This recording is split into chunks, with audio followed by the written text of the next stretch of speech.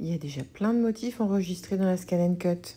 Si tu vas sur l'icône avec la tour Eiffel et la première avec le flocon et la fleur, tout en bas, tu vas tomber sur plein de motifs de feuilles, dont la feuille de ginkgo et plein d'autres. Regarde, même en remontant un petit peu, il y en a quelques-unes supplémentaires.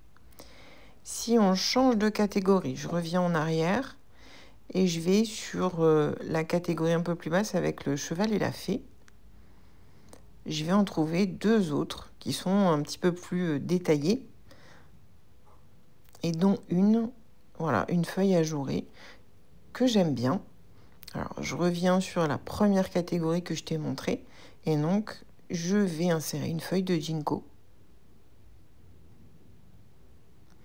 Tu peux choisir la dimension, l'agrandir ou la réduire. Alors, sur certains motifs, à un moment donné, ça s'arrête. Par exemple, ici, à 3 cm, ça s'arrête. Je peux le placer directement sur ma feuille de transport. Je peux choisir combien de motifs je veux.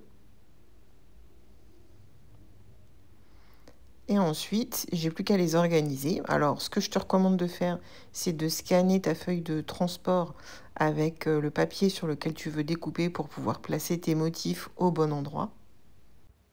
Et bien sûr, en sélectionnant un motif en particulier, en appuyant sur édition, puis édition d'objet, tu vas pouvoir, par exemple, de nouveau gérer sa taille. Donc, si tu veux augmenter ou réduire sa taille,